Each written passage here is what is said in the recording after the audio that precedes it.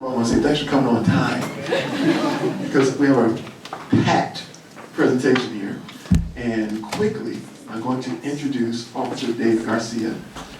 As you all know, he's a member of the Fort Worth Police Department, okay? And he's also I'll give you a quick bio on him. He's a native Fort Worther. I think I said that right. And he is a Navy veteran, so thank you for your service, sir. How you doing there? Good morning. As him and I discussed this morning, he started his current position he's in, or working with the Fort Worth Police Department when he was 12. So he's got 27 years in, and you can see I'm not going to be the guy that reads all of the great things that he's done. But right now, the task that he is working with, he's done some incredible things, to be honest with you, in terms of the hostage negotiation and so forth. But today he's going to come to us and speak on the topic that is always in the news, and it's always a daunting topic to discuss, no matter who we are, where we're discussing it at, the active shooter situation. He is the preeminent expert in this particular field for Fort Worth. So I'm not going to waste a whole bunch of time with me chattering for half an hour. I'm going to give him the microphone. There's going to be time. He's going to take you through a presentation. The presentation is incredibly detailed. And then at the end, we're going to make sure that there's space for question and answer. Also in the room, I just want to just acknowledge that we have Joseph Nesgoda from security, as well as Bill Mathis. And the reason why I invited them, not because I'm just great know-it-all, but I want to make sure that if there are questions that are specifically related to the facility, which we did give Officer Garcia a tour of the facility, that they can assist with those questions and answers, okay? So, dear sir, the floor is yours. Again, I guess it's still morning. Good morning. I'm Officer David Garcia. I'm with the Fort Worth Police Department. I've been with the police department now for 27 years, 2 months, and 12 days. My heart. I have a countdown calendar, 2 years, 7 months, and 24 days until I'm done and retired. Born and raised in Fort Worth. I've always wanted to be a Fort Worth police officer. Graduated from my high school, and my job says, boy, you need to go get a job. So I went off to the Navy, sailed the 7 seas. One thing I learned after 10 years, there's no place like the United States of America. So came home. I went to work at Lockheed. Well, it was General Dynamics then, but it was Lockheed now. Was there for 2 years, got my first pink slip. And I said, man, I need me some job security. So I said, I think there's a good job security position in Fort Worth Police, and that's where I've been ever since. I'm a jack of all trades, a master of none. I've been a police officer, or grunt if you want to call it. I worked in narcotics, I worked in K-9, and even worked as a background investigator / recruiter for my police department. Went back to the back out to patrol, and now back here to the academy as a firearms instructor and use of force instructor, and I love it. I love doing this job. We're going to talk about active shooter events. We're going to talk about some science behind the stuff. We're going to talk about some things for you to do, all right? Some things for you not to do, all right? I'm not going to get on political stances. This is not what we're here talking about today. I just want to talk about and put some ideas into your head about what you might need to do. The bad concept is this will never happen here at Mercedes-Benz. We used to train our recruits way back in the day. If this ever happens to me, that is a bad philosophy. We need to train, when this happens to me, this is what I'm going to do. When this happens to me, this is what I'm going to do. Okay? Attended Alert conference. Alert is the company that puts all this information together, puts it out in presentations. We were at Alert conference last year, and there was an officer talking about, he was there giving a presentation, and it was a school shooting in which he was shot. He was a police officer on the scene, and he was shot by the active shooter. He said, I sat in this conference last year, and I sat there, and I said, this will never happen in my city. We're too small. This will never happen here. And he goes, and look and behold, here I am in the video getting shot. So you've got to have this mentality. When this happens here at Mercedes-Benz, this is what we're going to do. This is the way I'm going to respond. Okay? Everybody remembers Columbine, 1999. Let's listen to the audio on this one.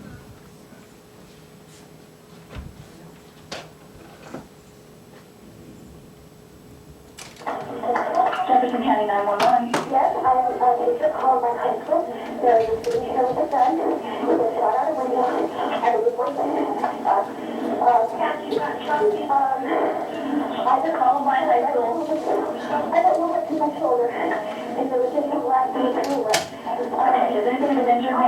Yes. Okay. Yes. And the school is in a panic, and I was in the library, I thought, students down under the table, kids.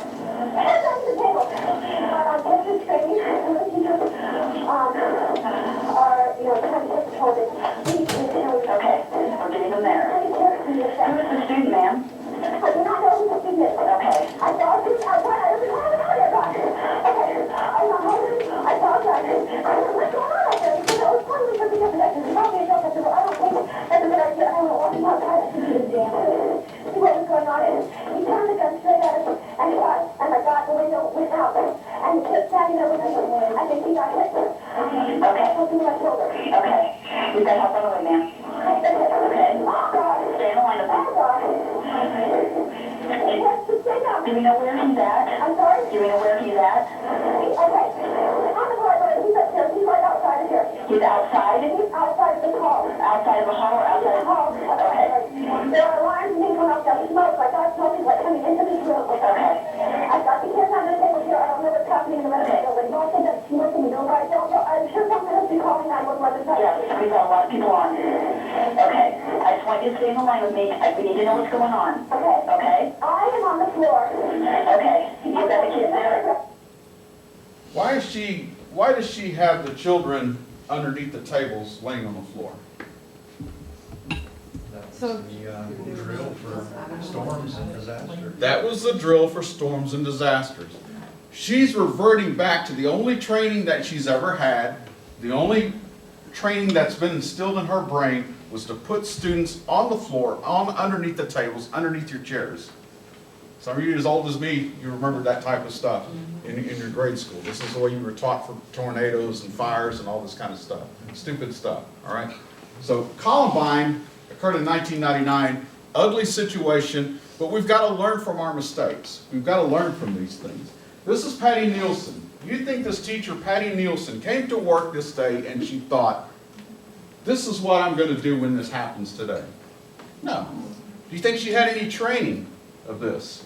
No, she never did. So again, she reverted back to the only thing that she knew, and that was put the kids underneath the table. Hindsight being 20/20, out of the 12 students that died, 10 died in her care, if you want to say, in the library. How do you think she feels of that? That's ugly. That's ugly. So out of all those students that you were taking care of, 10 of them died. You had them underneath the tables. Is it her fault? No. Put the blame where it goes. All right? Put the blame where it goes. All right? Patty Nielsen. It's an ugly one. I don't want this to happen to anyone here that we're talking about. We're going to talk about 3 words. Avoid, deny, defend. Avoid, deny, defend. I've heard run, hide, fight. There's other people that teach other curriculum, but there's 3 words always, and basically they mean the same thing. I just don't like the part about, I just don't like the word hide. But we're going to talk about avoid, deny, defend. We're going to break those down and what they mean to you. Disaster response, we're going to talk about the background science of how people respond under high stress.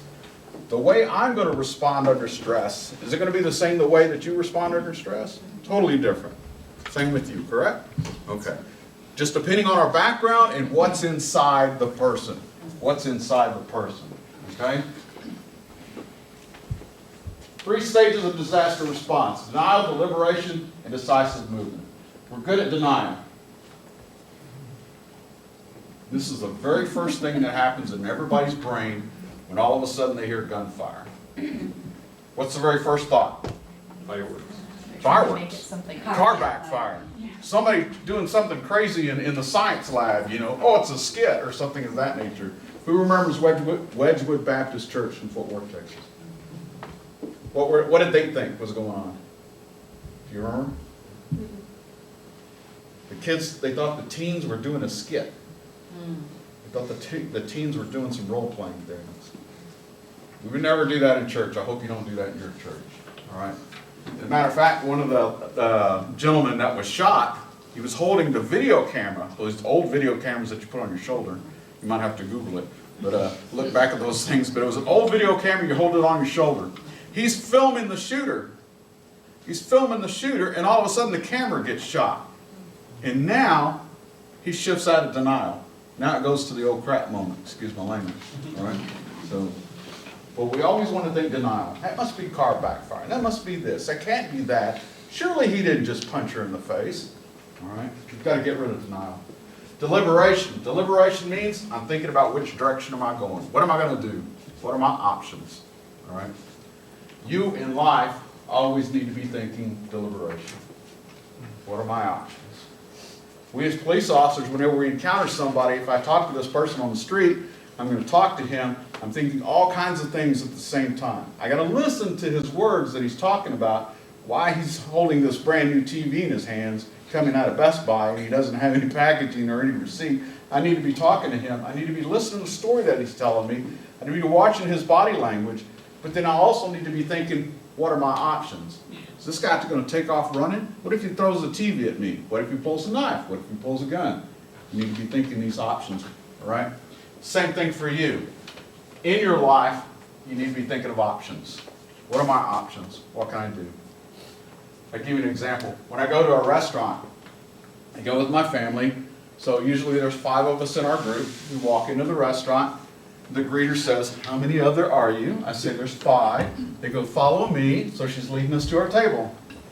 She leads us to the table, and she presents the table to us. I'm in the front of the group, and I pick my chair first. And I sit down. And then the rest of the family watches me, and then they pick their chairs. I got my family trained. Right? So the waitress looks at me like, you male chauvinist pig. But what did I just do? I positioned myself. I'm the only one with a gun in this group, and I know the other 4 don't have a gun, so I'm taking up the best position. When we do it with other police officers, you should see this. It's a fight for a seat. So we're like, are you sure you're sitting there? You better behave. You know, keep your eyes open. Right? But this is the thing we do. I'm always thinking options. And when I sit there in the restaurant, you can tell any police officer that walks into a restaurant or any store, they walk in, they immediately go, I'm scanning the room. I'm scanning the room. I'm paying special attention to males. Okay? Because I always assume males are going to be my threats. Okay?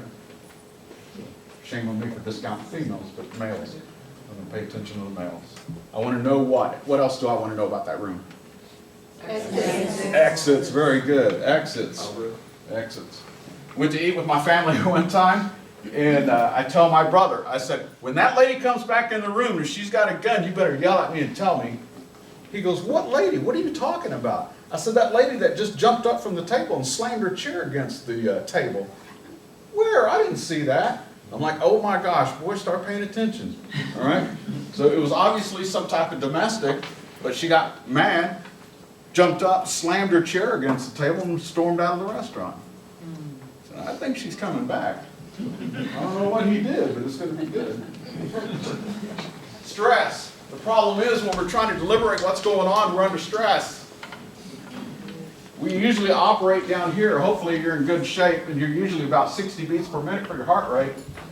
Under stress, your heart rate is going to start going up, depending what type of physical shape you're in. All right? Usually around 90 BPM, we lose our fine motor skills. What are those? Unlocking your phone. Remembering the code to unlock your phone. Remembering the telephone to 911. You laugh. What's the number 911? Some people can't think about it. All right? That's under stress.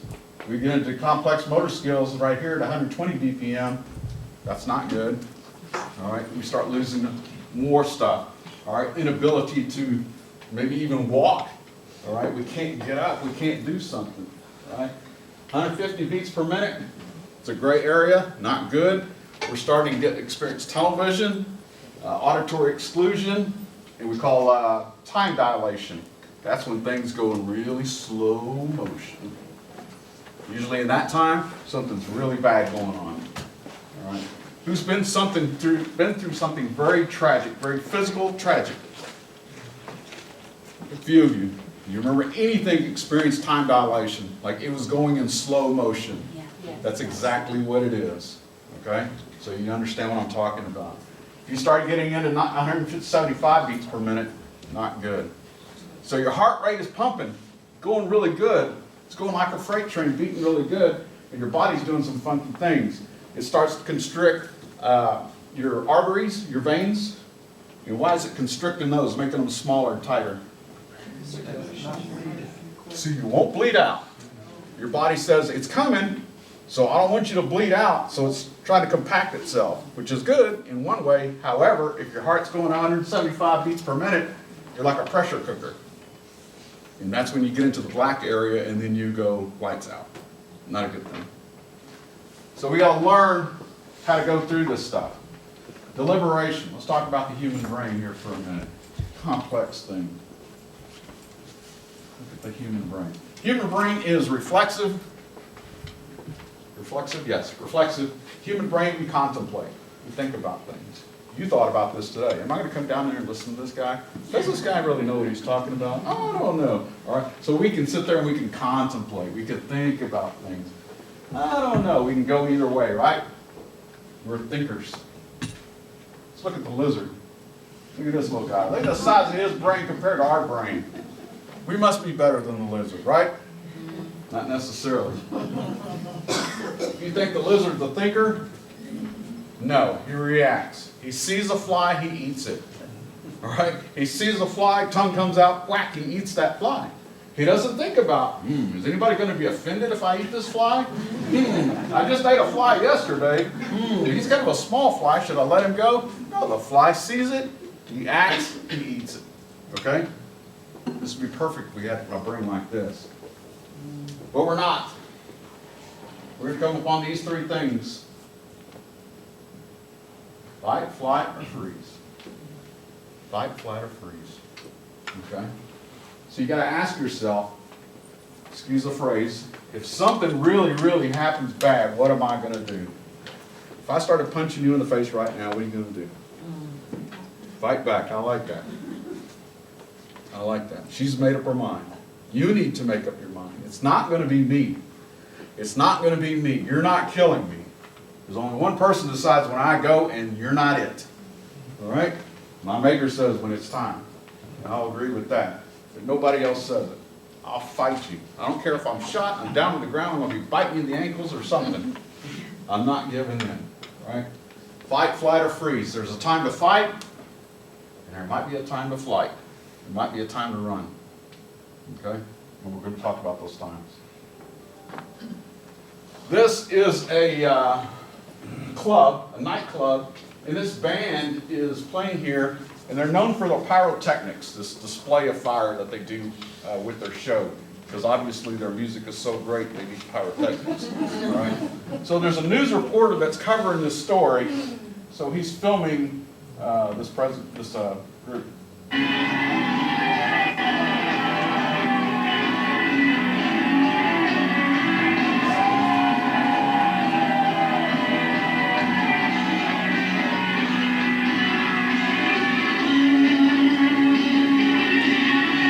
We got a fire.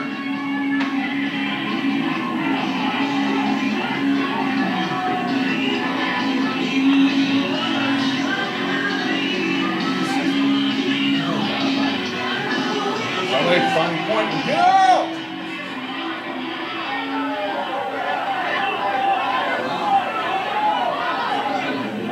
The band replies, that's not good.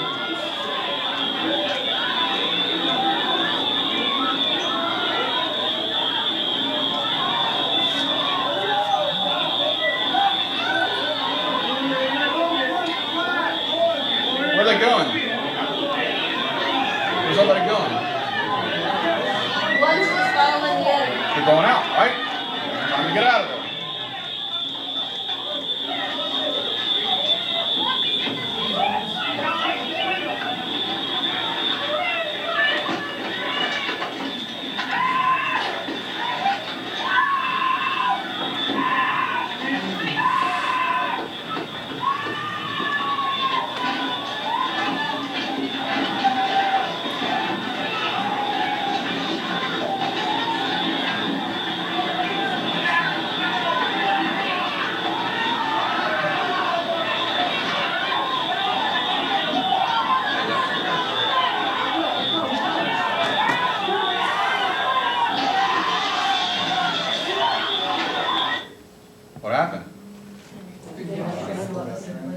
People got trampled. They went to the one exit and they all got stuck. You got 100+ people trying to get out of there at the same time, in the same 30 seconds, and they're not physically going to fit through that door. That's the, I came in this way, I must exit that way mentality. Okay? Why do you think we come in rooms and we think, all right, I'm in this room, how else can I get out of this room if everybody runs to this one door right here? I got another door right here. All right? Options. Think about these things. All right?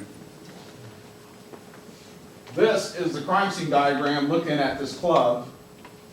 It's a top view looking down at the club. This is the dance floor. There's the dance floor over here. You can see these numbers. There's the dance floor, I'm sorry. This is the stage back over here. So the fire broke out right here. So these numbers are what? What do you think those are? Number of people that died right there in those positions. Where did the most people die? At that door. At that door. How many exits? There's a lot of exits. There's a lot of exits, but they only knew of one. Okay? Why do you think 18 died right here? 18. Why do you think they died right here? They came from the dance floor and they ran into this wall. They missed their turn. They missed their turn and they ran into a wall and they panicked and stood right there at the wall and just freaked out, panicked, and died. Okay. How many people have been in a fire? Very good. Actual fire, it's very easy to panic, right? In the Navy, we did a lot of shipboard firefighting. In aviation, we did some more firefighting. It's dangerous, it's ugly, it's easy to panic. All right? But you learn there's a small window, a small little gap on the floor that has some good oxygen down there. Okay? But the problem is, in this situation, if you get down on your hands and knees and you're going to try to breathe down there, what's going to happen? You're going to get trampled. You're going to get trampled by all these people. All right? Again, you need a plan. Always, always have a plan about what you're going to do when this happens to me. When this happens to me. First of all, calm yourself. Calm yourself. Think about the situation. Take a second. Take some breaths. Combat breathing. Who knows how to combat breathe? In through the nose. Hold it for about 2 seconds. Exhale it out. All right? You need to slow down your body. Your body's getting ready to start getting ramped up, getting those beats per minute. But you're going to do some combat breathing, and you're going to slow your body back down. It's very important so you don't panic. It doesn't push you over the edge. All right? Shift your emotion. What does that mean? If I'm really, really scared about this whole situation and I think I'm going to die, I'm going to shift it, and I'm going to shift it to anger. I'm going to shift it to strength. And you know what? This guy ain't doing nothing to me. He is not going to hurt me. I'm shifting that emotion to energy, and it's going to help me fight this person. All right? Again, we've got to shift, and we've got to say, this, I'm not going to end. I'm not going to die. Stay fit. Do the best you can. Stay fit and enough physical fitness that you can do stuff for yourself. Help yourself. Script. I talked about encountering this individual on the street with the TV. I'm building a script. If he comes at me, if he throws the TV, I'm going to do this. If he pulls a knife, I'm going to do this. This is a script I'm programming in my brain. And when it happens to me, my brain automatically pulls out that script, says, this is what you're going to do, David, and now we do it. All right? Always have a script. Always have a script. Practice it. Practice that script. All right? So we think about here at Mercedes-Benz, and that's what we're doing here today, and we're looking at our environment, and we do these drills, right? You do fire drills? We done anything with active shooter type drills?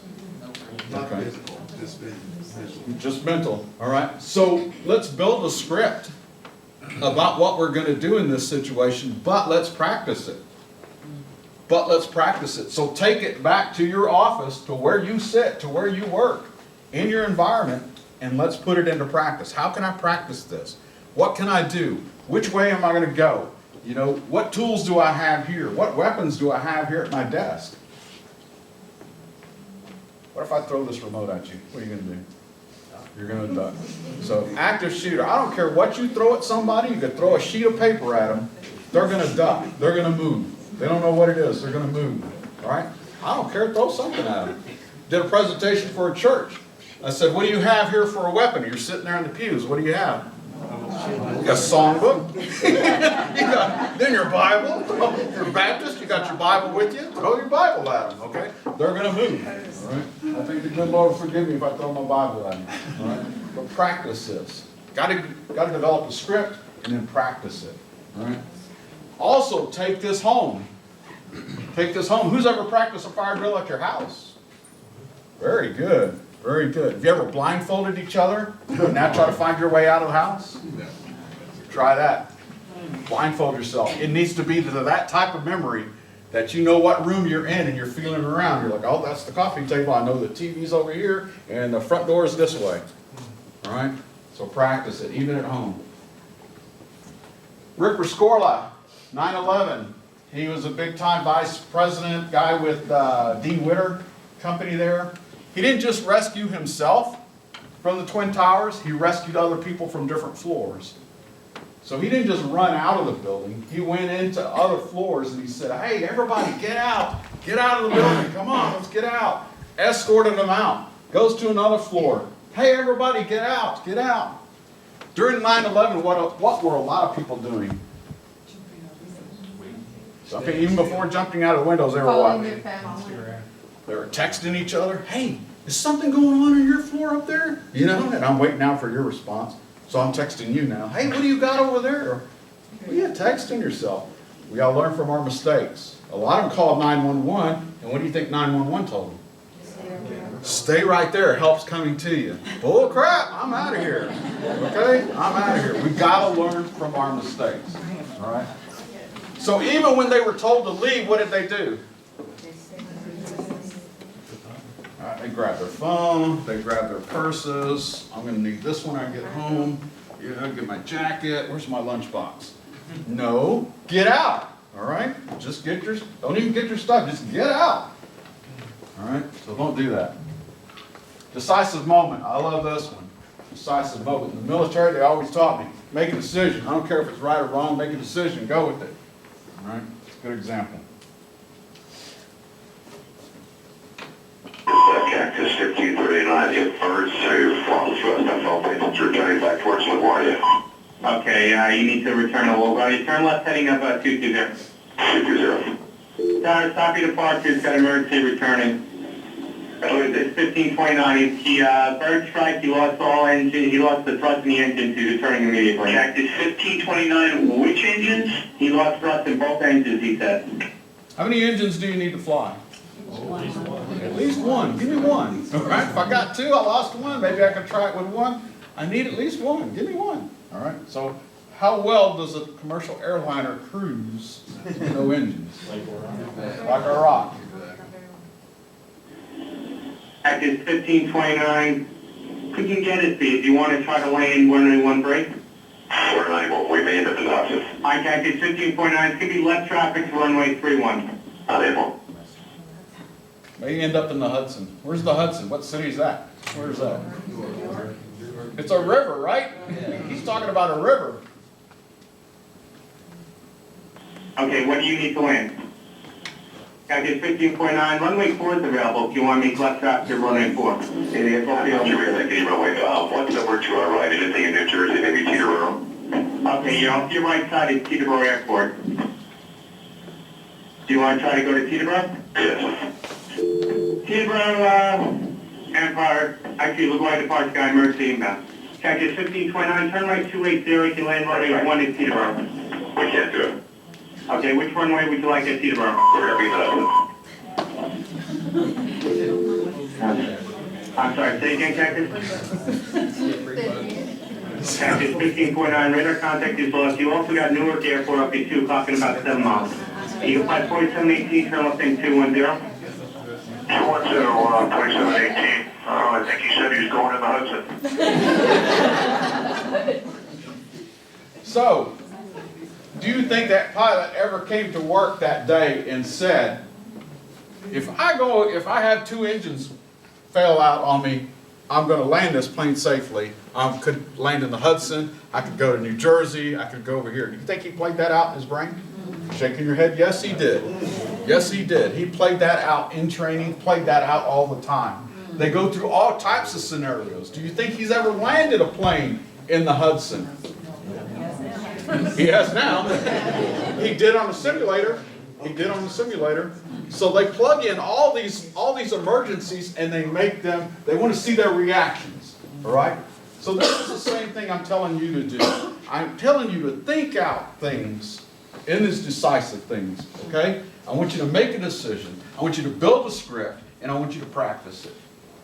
So we can talk here all day, and if you just go back to your desk and you do nothing about it, it's not going to help you at all. Build a script, practice it. Build a script and practice it. It works. Active shooter events, what are they? It's an attempt to mass murder. Attempt to mass murder is all it is. All right? Active shooter wants to come in and kill as many people as quickly as they can and then be done. And they know they're going to die in it. They made up their mind they're going to die in it. Right? A lot of them so coward they're going to kill themselves. They're not going to wait for the police to get there because they don't want to get killed by the police. All right? So they're going to kill themselves. Come in and kill as many people as they possibly can. Simply all they want to do. All right? You go, they want to take whatever big event it is, as many people as they could possibly find in one place. There's no profile for the active shooter. You can't say it's going to be a white male between the ages of 20 and 25. Can't say that. All right? There's no profile for them. All of them have the Avenger mindset. However, a big majority broadcast what they're going to do.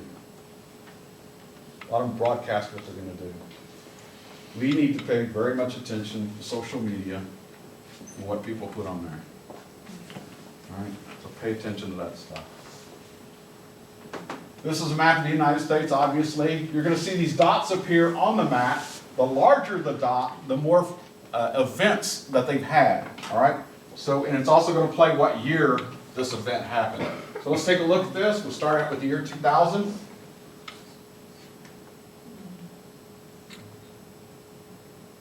Notice it's getting a little bit more frequent.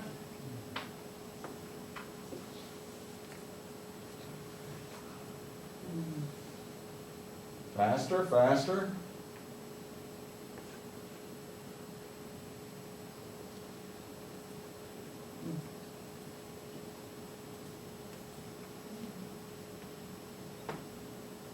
And then we stop in 2014 where our statistics stop. The violence didn't stop. It's just where we stop tracking these statistics. Look at Texas. Not too bad. What about up here in the middle, north middle, right up there? Dakotas, nobody lives up there. Wyoming, Montana. Why is that up there? Why do you think up there? Not much of a population. What else? Gets cold. They have their own gun? And everybody has a gun. Right? So everybody has a gun. So you look at a Walmart and there's a bunch of gun racks and everybody's got a gun in their gun rack, okay? So if I'm an active shooter, do I want to come to a place where there's guns? No, I'm a wuss. I want to come to a place where there's just a bunch of people that don't have weapons. So where do I go? An elementary school. I go to a school. I go to a nice company like this. You know, that none of the employees have weapons and everybody's in the, man, this is a really nice building. And it's all made of glass. I like this, you know. So, man, they got nothing here in this building. I like this, all right? So if I want to, I'm going to come to a place like this. Go to a mall. Nobody expects that in a mall. Go to a Walmart. There's no guns in Walmart. 179 total events from 2000 to 2014. All right. These are the location of attacks. They break it down in categories. Breaks into category, commerce. There's a lot into commerce that they're looking at. I've tried to find out which category they're going to put churches in, but I couldn't get a straight answer. I'm thinking it's the other. But what better place to go than to a church? All right. And I even had to get through the mindset of going to church listening to the gospel and thinking of the mindset of, who's that person? Never seen that guy before. Why'd that guy sit in the back? Okay? I had to get through this mindset. Taking my gun to church. This is an ugly time we're dealing in, but the devil doesn't have any boundaries. Right? Is there a connection to this place that they've attacked? It's almost 50-50. It's almost 50-50. But let me pose this to you. Why would somebody come to Mercedes-Benz out here in the middle of nowhere and come inside your building and do an attack in here? Disgruntled employees or spouse. Okay, disgruntled employees or spouse. Okay, so is there going to be a connection? Yes. I talk at schools and I ask them, are you going to know who this person is in a school? They're going to know who the shooter is. If chances are, it's going to be a student. All right, it's going to be a student or it's going to be a parent. Scary times that we're living in. All right. Go to a mall? No, not like that. No connection there. But anybody of a big place like this, yes, there's going to be a connection. Fort Hood, Texas. Fort Hood, Texas, we're talking about training. The two officers that stopped the shooter, that took the shooter down, were alert training. Alert, again, being the type of training that we instill in other police departments. They were alert trained. It's a new ideology about thinking about how to approach this type of situation, and they did excellent. They were excellent and took down the shooter very quickly. Good thing. Edmond, Oklahoma, 1986. Active shooter event. The active shooter was a employee. This is where the term going postal came from. A little bit of history here, all right? Going postal, think of Edmond, Oklahoma. Number of deaths. What do you think is going to depend on the number of deaths? How quickly we get here. How quickly we get here has a big deal to do with it. But it also has a bigger impact of training people like yourselves and everybody preparing themselves and doing the proper things. All right? And we're going to talk about the avoid, deny, defend a little bit more. How long do you think it takes for police to arrive?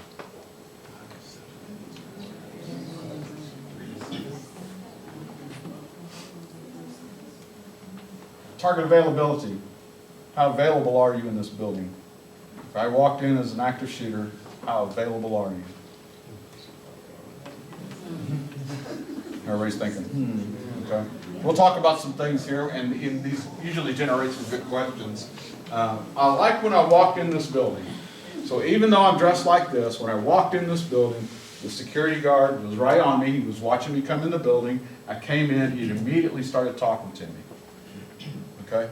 And I started talking to him, chit-chatting with him for a while. I said, you know everybody here? He goes, no. I said, but you pretty much know a lot of the people. He goes, yeah, but if I don't, then I'm kind of checking them out a little bit. And that's the thing to be. All right? If I'm an active shooter and I'm coming into your building, let's say I'm a stranger, I'm coming in, and I meet that security guard, am I going to want to talk to him? No. But chances are he's going to greet me, but I'm not going to want to talk to him. So is it normal if you're greeting somebody and they just totally ignore you? It's very rude, right? All right. But a lot of times they're going to ignore it. All right. I'm the active shooter. I'm coming in. I don't want to talk to anybody. I just want to go straight to my business. So I'm going to bypass everybody else. That's a big time red flag. That's a big time red flag. So the question is, how far do I get before somebody says, hey, this is not right? All right. Target availability. 3 minutes is our average response time. 3 minutes is a long time. And you are out here. All right. You're out here a ways. So that's an extra few minutes. All right. So 3 minutes is a long time. In the police academy, we box and we grapple for 3 minutes. I'll tell you right now, 3 minutes is forever. All right, waiting for somebody to come help you is forever. So what you do in that time frame is major. It's major. All right, could save you, could save everybody else in this building. And that's why we're talking about civilian response. What you're going to do today.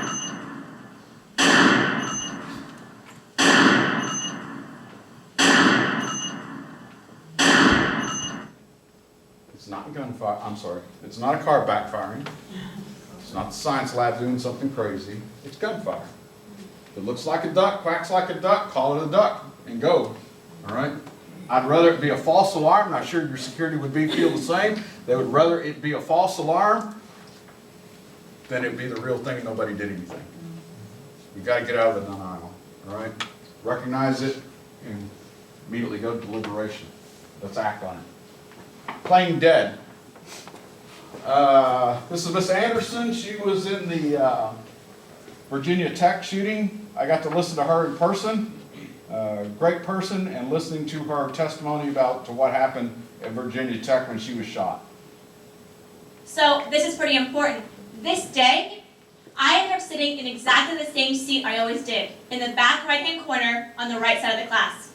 What we don't know is at this time, someone is downstairs and he's chaining all 3 doors shut. There's supposed to be desks there. Oh, you guys can see. We heard the first gunshots outside in the hallway, and my teacher, she opened the door. She immediately slammed it and she said, call 911. And the second that door closed, he walks in.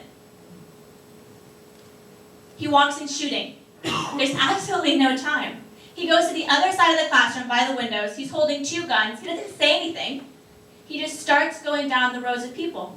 It's very quick. It's very loud. It's very scary. We had these very shitty desks.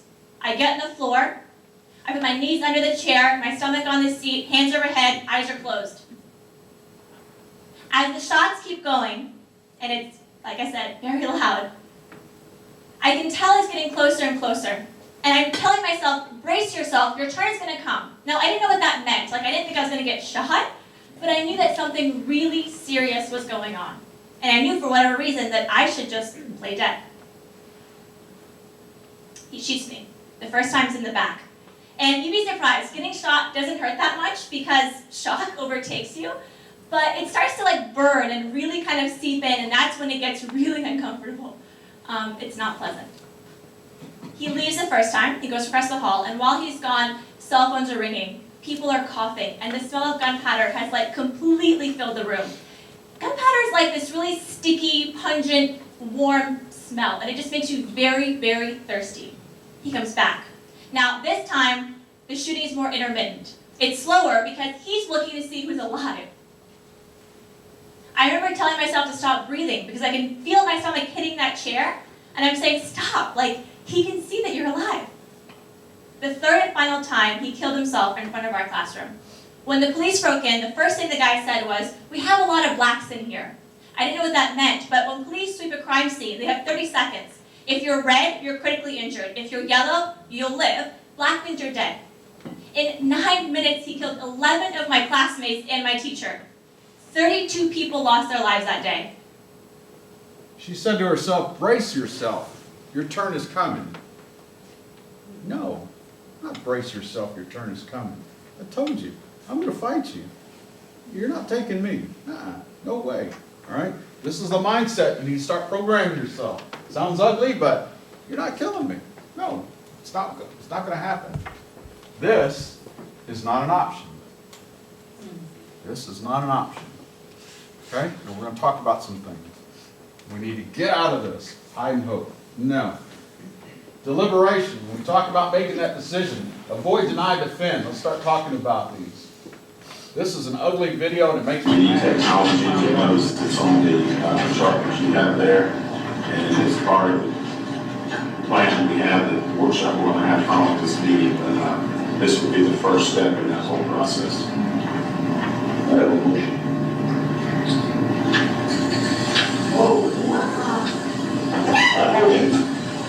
Everybody in this room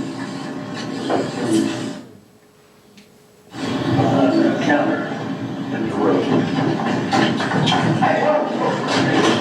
Please, certainly, you know, believe me. Everyone else do.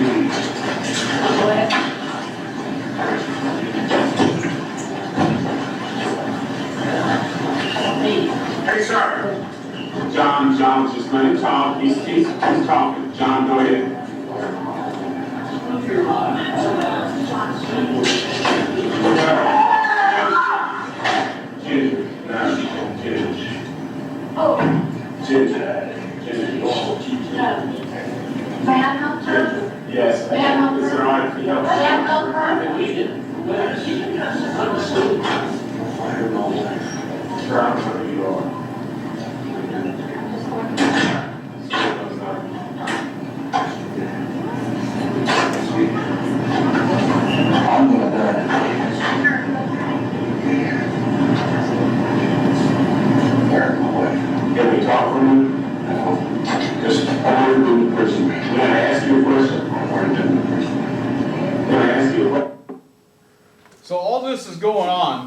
When he first came in the room, what did he say? First of all, he came in the room and he spray painted V on the wall for vendetta. So, what does that mean? Nothing good. It means get the crap out, right? Here's some nutbag spray painting on the wall. Get the crap out, all right? So what did he tell the people? Everybody except for these people behind the table, get out. What'd they do? Sat there and looked at him for a minute. He tells them again. So then what do? Start grabbing their purse, their coffee, and everything. I'm out, all right? So the guy comes out with a spray can and he gets about psst, right there and I'm out. Okay, that's as far as he gets with me. Leave, he ain't gonna ask me, I'm gone, all right? So this guy's disgruntled, he's about taxes, he's blaming the school board council, he's yelling at them. Are you gonna reason with this man? No. The only time we would reason with this man is if we're trying to buy time to get SWAT in there to take out the threat. All right, as a negotiator, this is what we do. Sometimes it's going to talk people out, sometimes it's going to delay them for the inevitable. All right, but this guy's ready to die. There's no talking to him. Who's the only person that tried to attack him? Okay, the lady comes out of the corner. And then what do the men do? Oh my God! If somebody kicks a play into, kicks a play in some type of mission, you better jump. You better go. All right. So same thing when I fly in a plane and I start thinking about if somebody jumped up and tried to take this plane right now, and I'm looking at guys and I'm thinking like, who am I going to be able to count on? Yeah, I think that guy. Yeah, that guy, I like his spirit. Yeah, we're good. All right, because we're all going to look at each other. Are we ready? You doing this? All right, and we're going to take some action. All right. Somebody's got to do something with this guy. We're not going to sit there and listen to him. Okay, it gets uglier and uglier. He comes out, he takes a shot at the council member sitting behind the desk. He misses him. At one time, a school security officer comes in and he goes, "Hey, is that a real gun?" And the head school council guys tell him, "Hey, we got this, we got this." All right? A gun's a gun and you're going to get shot with it, okay? I'm sorry. I don't care if it's a real gun, fake gun, whatever. It's a gun, period. All right? So don't play around with this. Leave as soon as possible. Know your exits. Get out and then call 911. Get out and then call 911. All right? Because you've got to get out first. If you're the only one that gets out, all right, I want to make sure you get out because you might be the only one to make it out of there. Then you can call 911. All right? And I don't care if you're going to assume that all these other 5 people called 911. If I'm the 6th person out, I'm calling 911 too. They might tell me 5 other people have called 911. I don't care. I want to make sure it gets done. All right? So call it anyway. Consider secondary exits. This is Columbine High School, and that is the student from a 2nd level that is evacuating himself. He's been shot. He knows he's going to die unless he gets out. So he's trying to save himself. All right? Again, how else can we get out? How many exits are there? Here. 4 and then what? Exactly. 4 plus a window. All right? We can get a whole lot of people through those windows right there. I'm sorry, Mercedes-Benz, but I'm busting out your window. All right? I'm not even going to hesitate. I might even snicker a little bit. All right? I'm going out. So deny. Deny. Why would we shift to deny? So we tried the avoid, which is get out. But now, all of a sudden, we're going to deny. We're shifting to deny. So I can't get out of this room.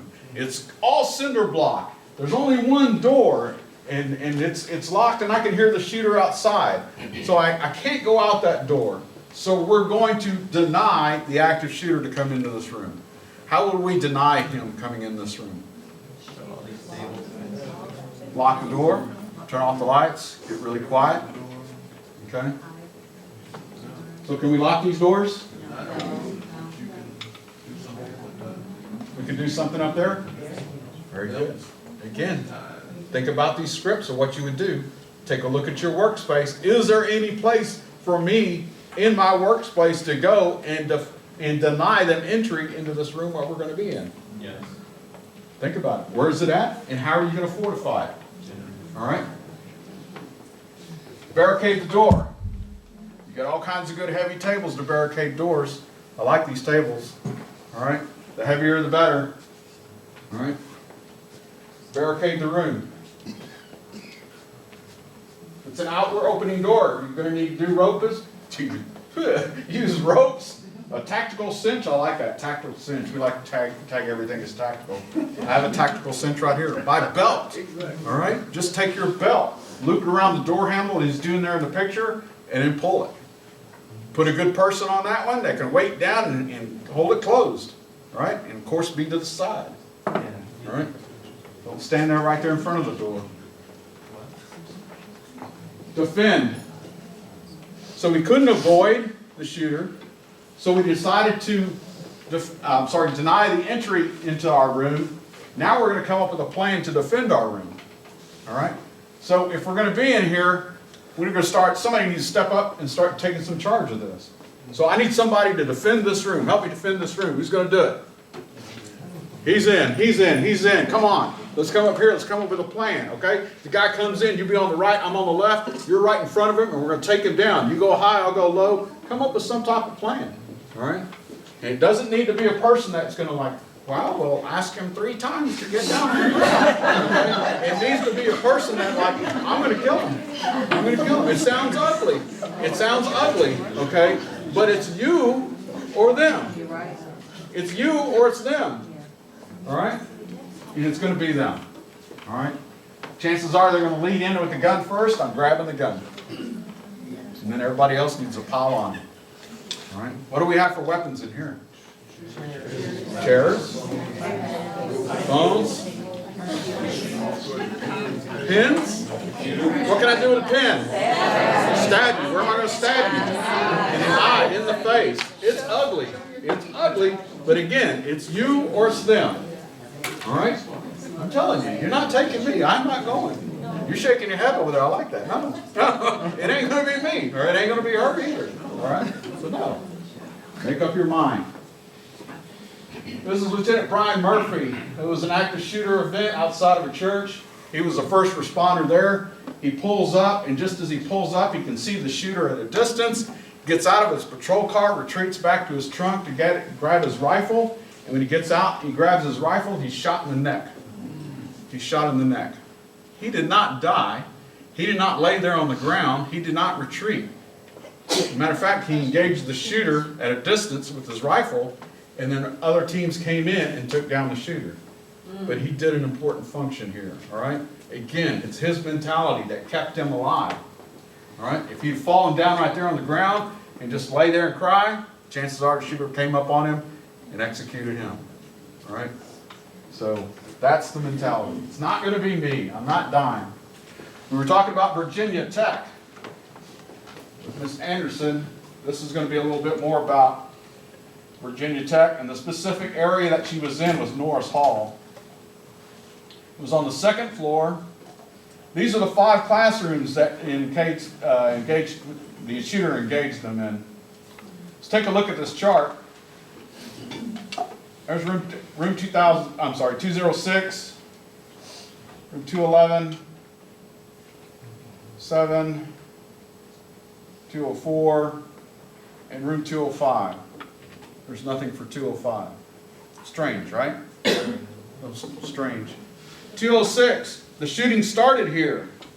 Shooter walked in and started killing people. He left and returned and shot more people.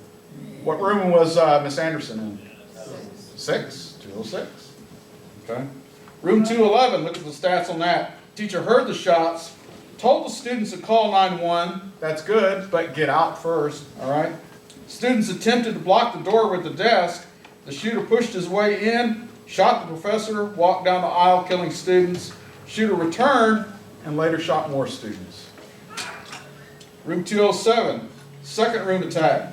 Shooter walked in, shot several students. The teacher walked down the aisle shooting students. Room 204, the professor, a Holocaust survivor, held the door shut when he heard the shooter try to enter, and he yelled at the students to jump out the windows.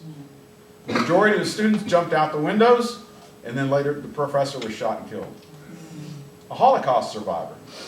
You think he's got a little bit of fight in him? Yeah. 205. Students heard the shots, used their feet to close the door, and the shooter pushed and pushed, fired through the door, but hit nobody, and then gave up and left. They don't want an altercation. They don't want to spend time. It's just the ease at which they can get the numbers that they want, and then they're going. All right? So we're not going to give in. We're not going to hide underneath our desk. We're going to fight. We're going to avoid, deny, and defend. And it's going to work for you. You're not helpless. Again, what you do in that 3-minute time frame is going to have a major effect on not just you, but on everybody in here. All right? I like showing this to teachers because they're all about charts. All right? It's kind of self-explanatory. It's the avoid, deny, defend. Attack starts. Is there an exit? Yes? Then I'm avoiding. I'm out. There's no exit. Then I'm going to deny them entry into this room. And then again, I'm going to look for an exit. Is there an exit? Yes? Then I'm out. No exit. Then I'm going to shift to defend. My very last is going to be defend. All right? Very last is going to be defend. This is the same school district meeting.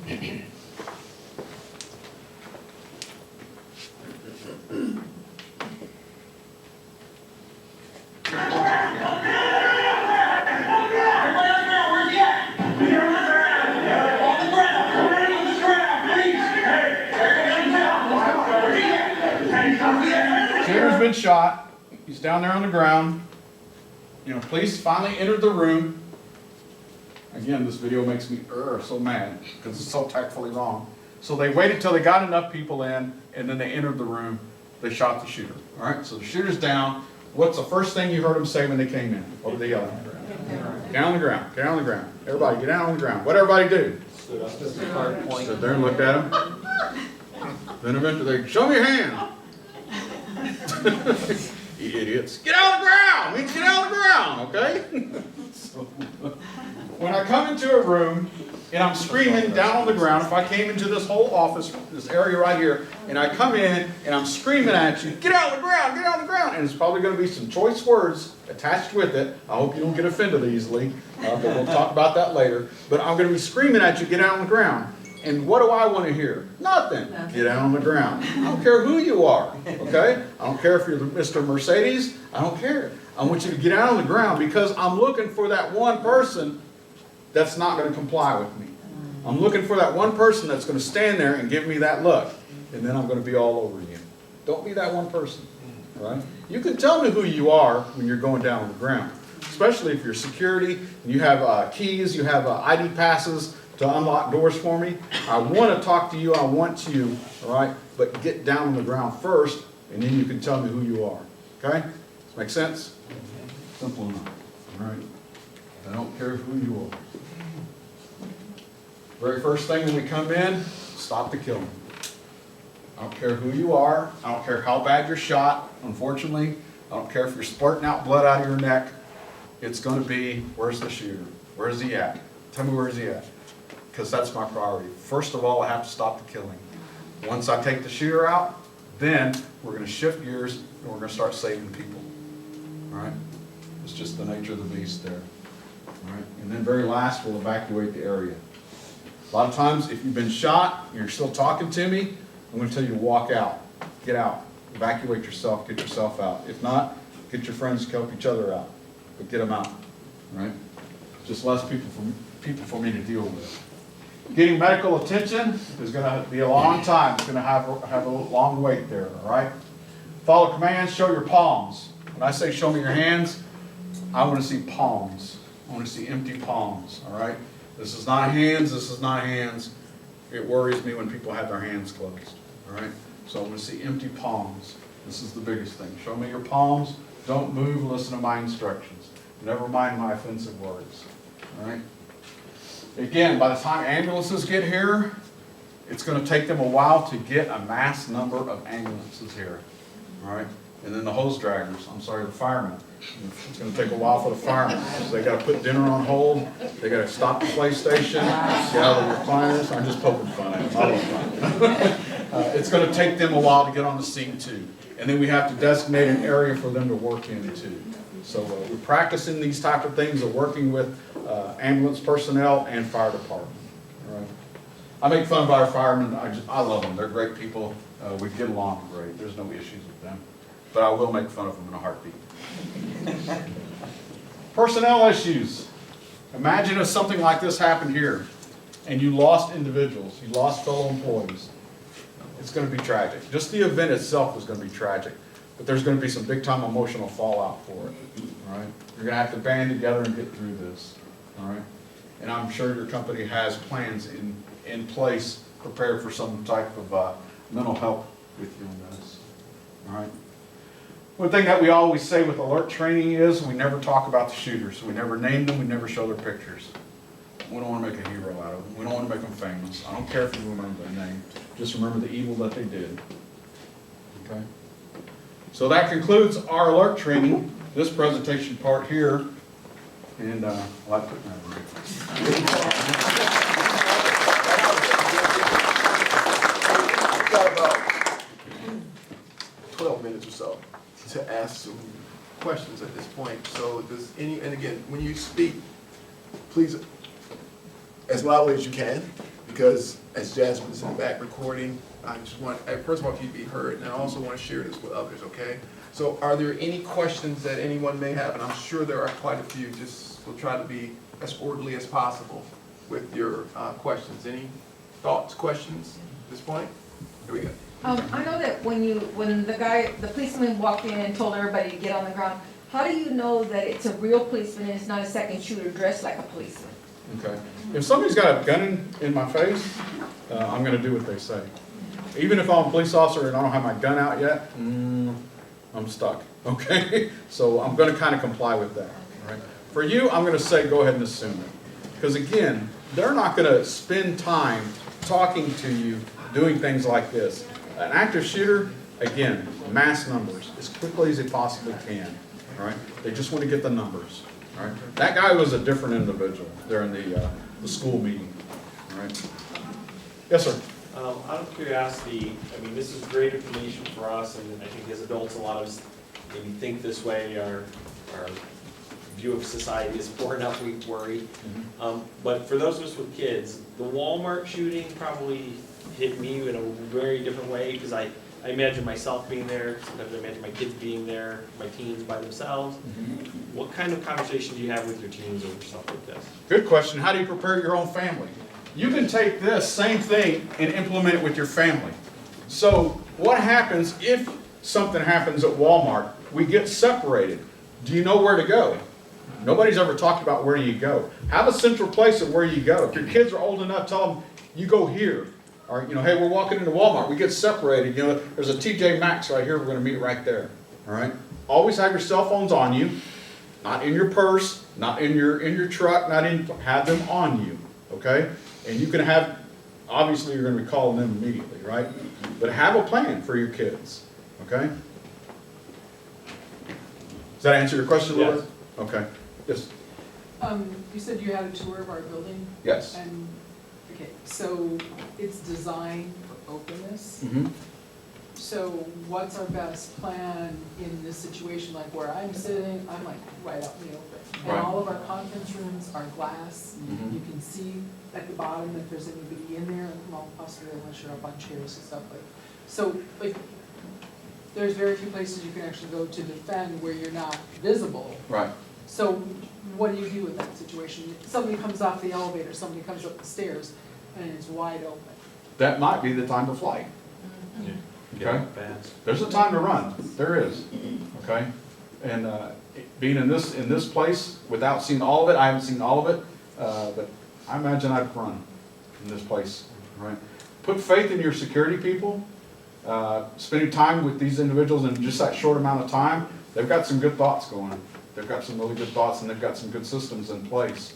But they need to brainstorm that also, about each floor. What's the best place for each floor? Make a script, and again, practice it. I can't enforce that enough about make the script and practice it. Okay? Does that help you any? a little. You can't change the building, Right. okay? And we talked about that, the open concept and everything. It's beautiful. I love this building, all right? Put a little faith in your security people, all right? I think there's some sharp people in place that can do some good and come up with some ideas for you. Yes, ma'am? Just owing to that, with it being an open concept and so open, that also is less, the shooter can shoot right here, right here. There's a lot of room you can run to get out. It's not like you're caught in a hallway. So the open concept can work to our advantage with that. Like you were saying, when someone throws something at you. Yeah. So we all He just can- picked I up mean, stuff off somebody- our desk, started throwing things, 360, he's you've gonna got die. to run. He's got one direction to face when you shoot. Choose another direction and go that direction. If I got 75 staplers coming at me, I'm probably going to a different floor. Okay, because I'm like, those people are crazy. They're prepared. I don't want confrontation. Even a stapler coming at me, I don't want that. So again, that running, the flight idea is really good. You avoid, all right? So, good plans. Anybody else? Yes, ma'am.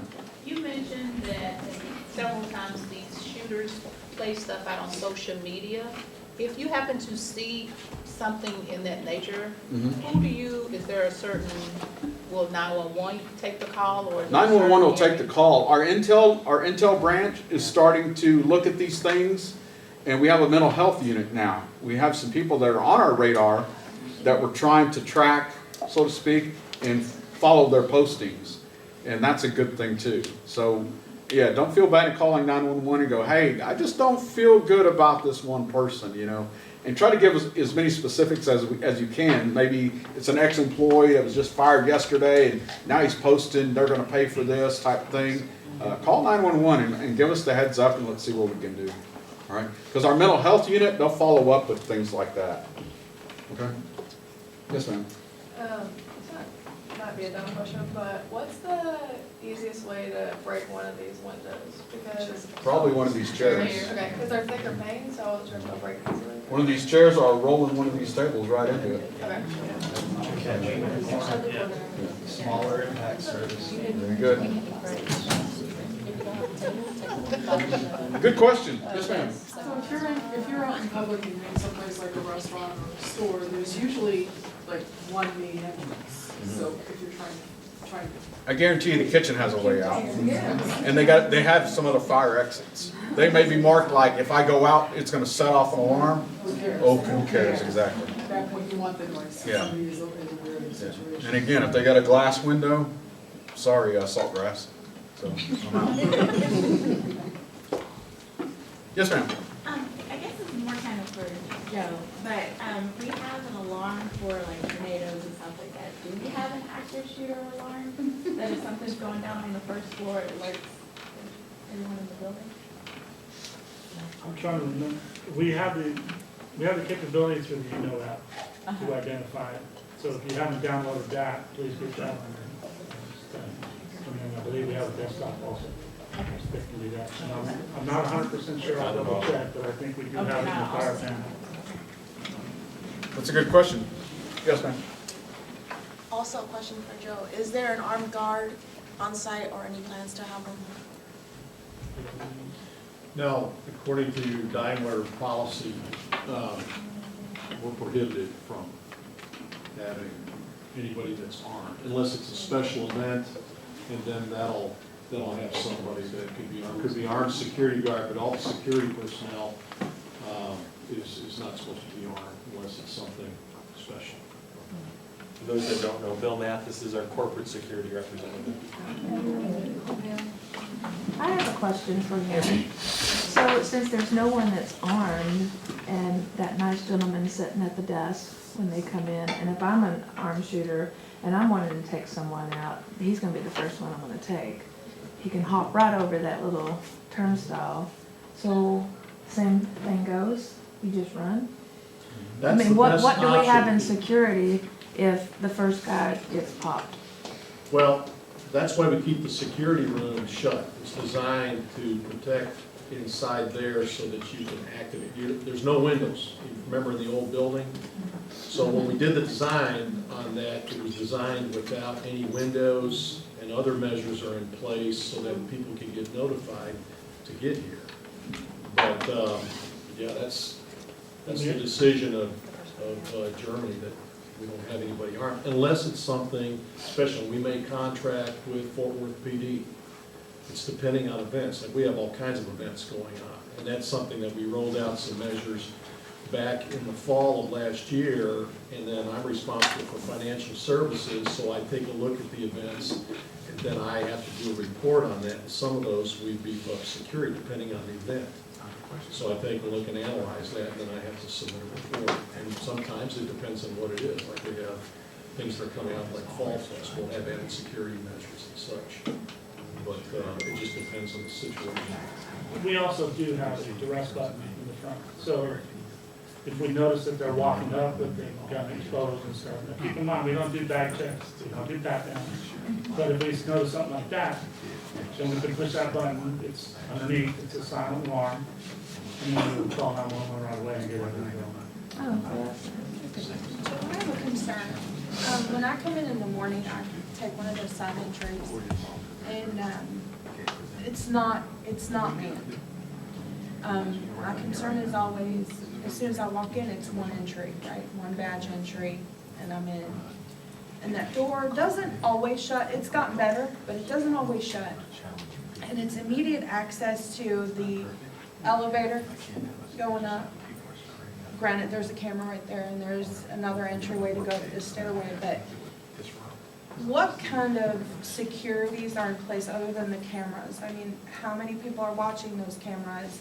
What kind of safety measure do we have in that regard versus the one going right into the front?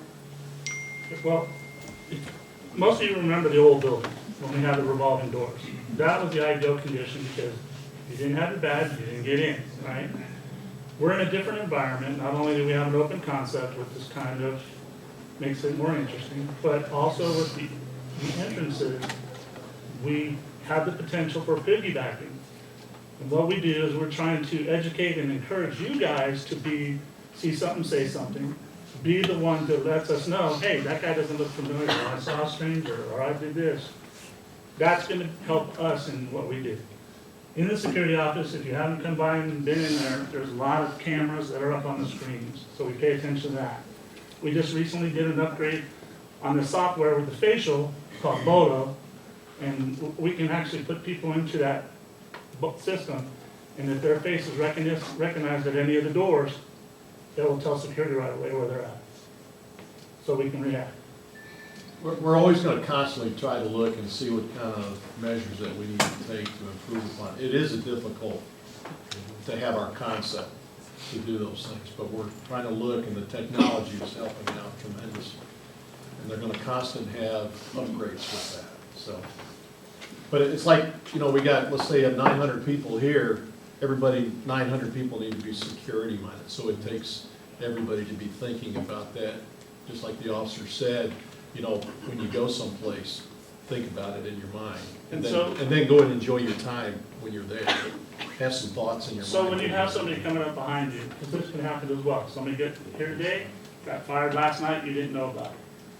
Before you hold the door open for them, because gentlemen typically do, just ask them politely, swipe your badge. If you hear the door disengaged, you know they're allowed to come in. If it doesn't disengage, you just say, I'm sorry, but apparently something's going on, so you might want to go talk to security. They got to go all the way around to the front lobby. Those are the kinds of things that we have to count on you guys to do. And that's the kind of things that we have to change, not only in our thought process, but in the day-to-day, you know? So those are the kinds of things that. And then sometimes those doors don't close completely. I always pull it closed because, you know, sometimes, or when I'm leaving and I push it in, because it doesn't always close, especially the one on the side on this side. It was sticking the other day and y'all were aware of it, so. All right. Unfortunately, if we would have had 2 months prior to everybody coming in the building, we'd be in a better place. We've been growing and learning just like you guys have been growing and learning about your environment. We're talking about putting signs up on the doors because there have been several occasions people are popping out of stairwells and guess what? Whoa, you almost took my teeth out. So these are things that we're growing too. So input is good, but again, see something, say something. It's definitely Last comment here. Hey, Bill, I understand that's a dollar policy, right? And I'm aware of that. And I guess my question would be, how often does this get revisited, right? Because if I remember hearing a statistic correctly, I think there's already been 200 mass shootings in the United States this year. We're not even halfway through the year, right? And so it happens in France. We see a lot of the shootings are going on. We've got an office in France, right? So we're a global company, and I would expect that this happens everywhere, but the frequency with which it happens in different countries may be different. To see if there might be a change or some further consideration for, it's gonna happen after unfortunately a tragedy happens, and then it's too late. And what comforts me is we don't allow customers here, right? Because that's when GMAC's office got shot up in Florida in the 90s, right? Because somebody they're collecting my repo the car from came in and killed 10 or 12 people in the office. That's the biggest fear that we have here. It would give all of us greater peace of mind if we knew that our security was on. So just some feedback to take back to the larger, because these aren't decisions that we're making even here in the US. Has there been any consideration of us possibly having a drill for active shooting? I can answer that question, Okay. but I'm gonna leave that one up to Bill, because we've talked about this multiple times. And there's some challenges I'll answer added, and I'll let Bill add in. There's some challenges related to that, okay? And one of them is everybody's safety. Because if I say, I bring somebody in here, and I have, Officer Garcia and his team come up and say, hey, we're gonna have an active shooter drill. And everybody, I can announce it 700 times. And everybody's like, the drill's tomorrow, the drill's tomorrow. And Gerhardt will get the information. And he might be injured, or something may occur that would be unfortunate as a result of our having this drill. Last year we had a kind of I want to say, a mental process where we took you guys through that, where we met with individual teams and we segregated you and had you become a team member on either run, hiding, or fighting. That was our approach to try to do to stem that need, because we know there's a need, okay? And as Officer Garcia can allude to, and as well as Bill and Joseph, that I don't know when, where, or how it could happen in your lives.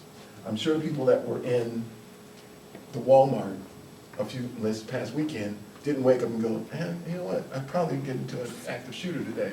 But as he was stating today, you gotta set yourself up that you need to know how to get out of this, okay? I mean, what is your first action when I'm into this position? And again, I don't care where you're at, and that's just from my heart. Again, I think about when I walk into the church on Sunday morning, I'm thinking, okay, I gotta get me out, I gotta get my wife out, I gotta get my mother-in-law out, and then I gotta find out how I'm gonna get to, where's Isaiah gonna meet us at? And all those things gotta be in this, your as he describes your plan. And it sounds like, oh, that's this whole defeatist, or nothing bad is gonna happen to me attitude. I always am thinking that way. And again, maybe it's the profession that I'm in, but that's the way I think, and as Bill alludes to all the time, when you get on an airplane, what you think? The first thing they tell you, all right, how are you gonna get out? What's the closest way for you to get out? And you might be dead red in the middle, sitting next to the exit, and you go, I can get out right here. But maybe you're in the front, or maybe you're in the back, maybe you're in the middle somewhere. But you gotta think about what your plan of action is. Bill, you wanna add to that one? That pretty much says it. The main thing of the training that's been going on here, it applies to not only here, but anywhere, like the officer stated. You wanna be thinking about when you go to the restaurant. So the training's to help you think, from a corporate security standpoint, we really don't wanna do like a real event type situation, because there's all kinds of things that he kind of mentioned right there that we could have, somebody could get injured, and it's just, we're just acting it out. But it's to be thinking about it wherever you're at. Don't dwell on it, but think about it. Where can I leave?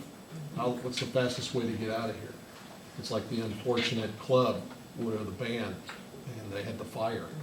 It's paying attention to all those, your surroundings. So that's what we're wanting to have you all do. The one thing I will add is this, guys, and I know that your brethren at CERT are always looking for volunteers, okay? And I've done this, Jasmine has participated. They actually have drills, and they have them at various locations in the area. If you really are interested in participating, I don't care which building it is. I mean, it could be this building or the Kroger down the road. It's an exercise mentally. So they'll assign you something. If you want to participate in something like that, it's generally on a weekend when They had one at TD Auto a few months ago. And it's real to life. I mean, you get the gunfire, you got all the police, you got the EMS folks, everything is there. And if you would like to participate, or any of you guys would like to participate in that, let me know and I can set you up, because trust me, they have them almost every other weekend. And again, it's a commitment of time, but it's also a commitment that you give yourself an opportunity to learn something new and to see what it looks like. I mean, it's very chaotic. It's sometimes disheartening the way you're treated, because there's not a friendly situation. They're like going, hey, are you the shooter? They're yelling and they're barking orders, and they're training too. So they're getting corrected, like, hey, why did you forget that? And they're screaming at them, and it's not, a real kind conversation, let's put it that way. The feedback is kind of, so just, if you want to though, I can easily set it up for you, okay? And give you the options if you want to participate at that level, okay? Thank you. Tamara was next, I'm sorry. So just thinking, acknowledging an active shooter is an active shooter, he comes through the front door, But thinking about an employee that wants to come in kind of under the radar, get to their floor, and then act a fool.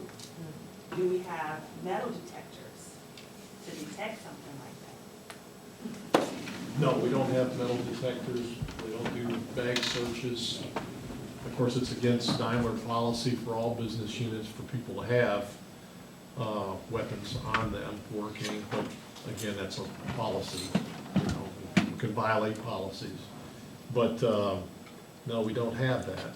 But we have other measures like that's why the security room, if you've been to the security room, the door is kept shut, and there's a reason for all that. Some security measures are in place. That way they can be calling to get the assistance coming in. But like I say, one of the best things that you can do, since we have this open concept, which is a challenge security-wise, is to run. Get out of there the best way you can. I mean, that's your first option on that. But again, all of us working here, but they say how many security officers we have. Well, we got about 900 people. We need 900 people that are security thinking about stuff. And when they see something that doesn't seem quite right, need to say something about it. Talking about that full employee, if I might add, you're probably gonna sense something. Something's not right. Maybe you two ate lunch together, or there was a schedule, there was something, but then something starts changing. And it's kind of like he says, you've got 900 employees that, that could probably sense this or be able to speak up and go, hey, just getting a bad vibe here. I know it's not, it's nothing, but I just want to tell you, that I think he might be going through some things here, and all of a sudden, hey, well, the company's looking at him for theft, something of that nature, then the red flag will go on. Here's my question's somewhat feedback on that. Is there any statistics on concealed gun license holders where they're active shooters? And the reason I ask that is maybe if the policy ever changes where you actually have somebody who's been trained who has a concealed handgun that can carry as an employee. Yeah, they hadn't had one. The only thing they've had is military. Some of our military just going postal, so to speak. Sad to say, but there's some issues going on with our military and mental health. But no, we haven't had anyone of a concealed handgun.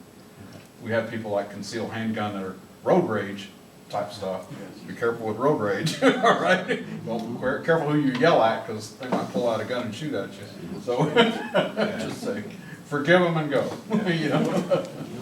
Yeah, I have one. I guess this question would probably be for security. I know a lot of schools are starting to have teachers be trained in weaponry and carrying guns, but for a facility like ours, considering the fact that we are a financial institution, most banks do have armed security guards.